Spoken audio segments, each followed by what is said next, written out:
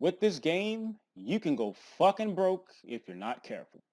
There's a hell of a lot more product being released in recent years and smaller gaps in between sets and stuff. So there'd be like a core set that we get like 100 cards in. And then there'll be something like Secret Forces. And then after that, there'll be, I guess, a Dragon's Legend 2. And then in between that, it'd be World Superstars. So it's like, there's so much shit and you want it. But if you ain't careful, you'll go broke. Now, if you're one of these people that have an income that supplements your frivolous spending habits on the game and you can still do your responsibilities, then more power to you. However, I feel even with a person that has that ability, I think that it is rather foolish for somebody to invest so much money into a game where most of the time you're not going to be getting much payout if you do well. The only thing really that I could see that would be some reason for people to even want to go that far and do well is just to know that you did well. It doesn't seem like there's anything in the game that's worth me going out my way to pay this money. And I don't want to keep emphasizing money, but that's a pretty important thing. I understand that Konami is a business, and I am not holding it against them releasing product more frequently. The main reason I even emphasize playing on Yu-Gi-Oh! Pro and shit is because me in particular, like other people, I get interested in playing other stuff. It's no longer where you're basically forced to go out and get the stuff. You have the ability on a computer to play the stuff and not pay for it. So after that, if you want to play it in real life, then you can go and get the cards. But at least now you have the ability to test something out and see if you like it before you go further. I'm telling you, you have to go broke if you ain't careful. Let's talk about investing in Yu-Gi-Oh! I think that this is a rather foolish idea, but I don't think it is too difficult if you're switching from deck to deck that's similar.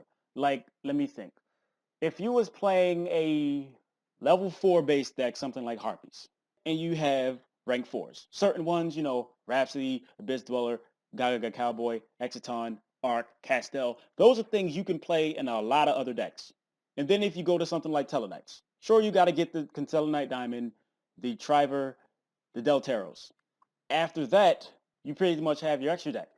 Let's have another example. If you was playing something like, I'm going to say Necros. If you was playing Necros, that means you have to get certain shit. I don't know how much Necros or Brio is right now, but I'm pretty sure it's a hell of a lot more than most people are willing to pay for it. So you get that shit and Valkyris and the one Trish and you get everything. I think most of the shit you can get out of Secret Forces, but then there's the extra deck, there's Herald of the Arclight, and then there's some rank 4s. If you was playing a rank 4 deck before, then that won't be so difficult. But what if you was playing something that didn't use Exceeds, or if you was playing a deck that had Exceeds in it, but it's not the Exceeds that you would use in a rank 4 deck, like Sylvans? I feel like investing in the game is not an issue. I feel like people just go and recklessly spend their money. Again, you have the ability to do what the fuck it is that you want, but I am speaking for personal experience. It has been a whole lot more trouble than it's worth, especially when this game does not exactly reward you for paying the money. Again, you don't have to spend the shit. We know this. Konami gives us the product, nobody has to buy it, but people do that. It's very rare when somebody really just sticks with one deck and just plays it throughout formats. Now formats, and that'd be like 6 months or something, and then it'd go to like a year, and then a year and a half to 2 years. It's very rare this happens because there's so many cards that come out. You're bound to be interested in something. And then I feel like if you invest in one deck, you're basically locking yourself to that one deck. And then some people aren't really about just taking the L. If you spend the money for the deck, you get the exceeds and stuff, and things are a hell of a lot more expensive now because it's about the extra deck now. Even like 3-Axis Firefish, need an extra deck. Satellarknights, need an extra deck. Shaddolls, need an extra deck. Since most of us are going to want to change decks anyway, I just don't feel like it is smart to invest your money in the one deck. Most people are going to want to sell that deck, and then you're running a risk of it not being worth shit. And then you're going to be back to square one. But this can also just be alleviated if you didn't jump from deck to deck that was so different. But at the end of the day, you do what you want. I'm not holding anybody against that shit. But I just know In my years of playing this game and making enough mistakes, I just don't feel like investing in the deck is worth it. Especially when you have Yu-Gi-Oh! Pro, DevPro, and Dueling Network to do the testing for you.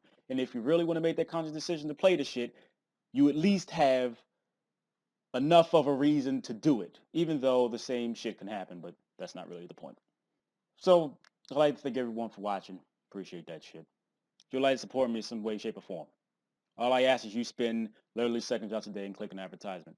The money accumulated goes towards rent, and I'd be grateful and appreciative if you can find some time to help a brother out. There's so many decks I want to play. Like Infernoids I want to buy, right? I want the shit, but ultimately I'm not going to pay for it. I'm just not going to go through the trouble to get everything because it isn't just that deck. It's the extra deck too.